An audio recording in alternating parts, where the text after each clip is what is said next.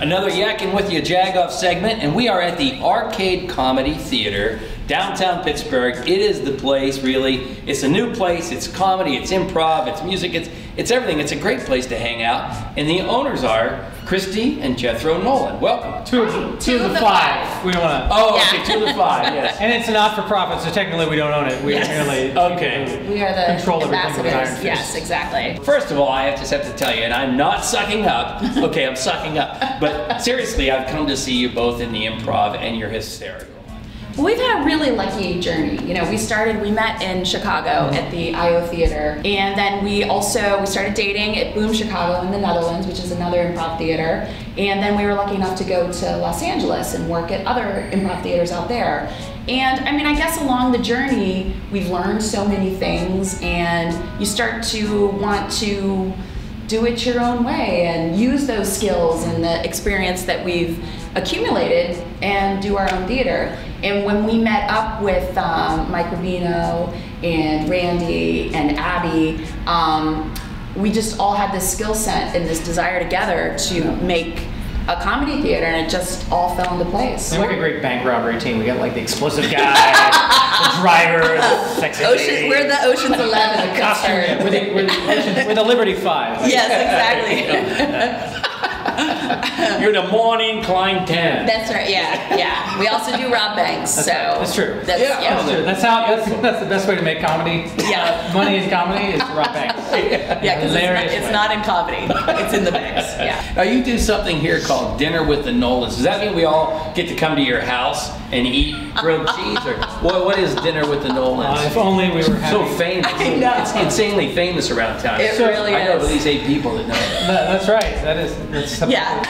One is my mom. Yeah. So we had some friends from Chicago who came and did a workshop in the early days of the arcade back in about March, and they did a workshop. Paul Grandi and Sue Salvi. And then we went out to dinner with them and then did a show with them afterwards. And one of the challenges about having the comedy theaters, we were so focused on all the administrative stuff and writing the checks and taking care of that stuff. We want to make sure we actually get time to perform on our own stage. So we booked a monthly show called Dinner with the Nolens that basically takes what we did with Sue and Paul and sort of replicates that. So each month we have an improv couple, not necessarily a romantic couple, but a pair of improvisers who either perform together as a duo or who we just like and thought would be good together. And we go out to dinner with them, usually at Sharp Edge or Nikki's Thai, and afterwards we do a sort of a longish improv set with them.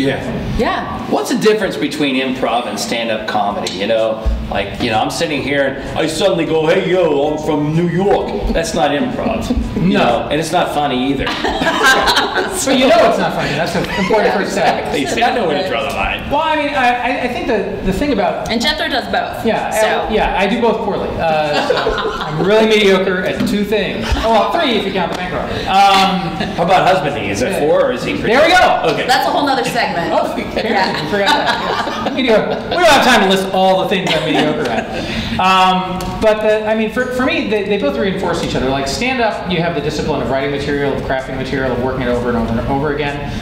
Whereas improv, you have the discipline of being open to whatever happens and folding that in and making that look right. Whatever your scene partner does, making sure you notice the very tiny thing and not waiting on some tremendous large thing that happens. I think that I haven't done stand-up, but I've done sketch. And so when you're writing comedy, I think you have more of a sense of the rhythm that happens, the musicality, so that when you're up on stage making it up as you go, I think you have a better sense of what that is. And stand-up is way more economically viable. Like I grew up during the 80s comedy boom, so there was all these half-hour comedy hours on HBO and specials, and Carson and Letterman always had stand-ups on, so that's what people get exposure to. Like improv, unless you see it in a theater, then maybe your only exposure to it is Whose Line Is It Anyway? Yeah. It's not really representative of all that improv can be. It's fine for what it is. The Whose Line Is It Anyway trap is, they shoot for hours and hours, and then they edit it down to 30 minutes. And so I think any audience that comes in here is like, well, this is never going to be as good as that show. And that's what we love about improv. Getting into that, if people want to learn how to be funny, you have classes here, improv, stand-up comedy, right? Right on the heels of opening, we started the Arcade Academy.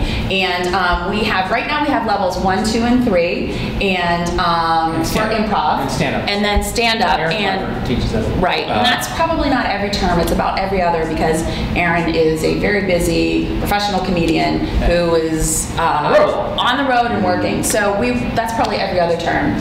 But starting this spring, we're also going to be having classes for teens and kids. All right, what's the worst improv nightmare? Like where somebody's yelled something out and you're stuck or whatever. What's the worst improv nightmare? I wouldn't say that. I mean, the nice thing about improv is there's no lines to forget, so you can't get stuck. I think you probably had the worst. Yes. Yeah, we had a guy who had a heart attack in the middle of the show. In the audience. In the audience. We had to stop because occasionally people think it's a bit or it's included in the night, like somebody's been set up. So yeah, I had to come to a screeching halt while we got the ambulance. It's really selfish. It really is. How dare you. It's like, oh, pay attention to me. I know. Ambulance. Yeah. Really, just don't do that. So don't yeah. have a heart attack in the middle of someone else's show. Take an aspirin. It's rude. Yeah. It's just rude. Thin the blood. Yeah. I mean, so we have to make sure people know to come down here. Yeah. And so if I'm a couple at home, how am I getting myself? I'm having this conversation with my significant other about whether to come out in the cold and come down here or stay at home and keep my bunny slippers on. What happens? Well, let's just. Okay. All right. Hey, honey, you want to go out tonight? I want to watch Netflix.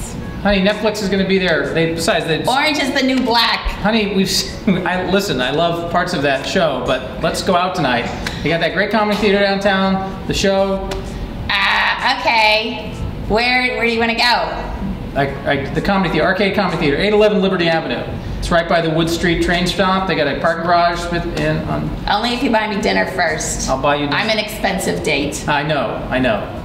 You've cost me my youth.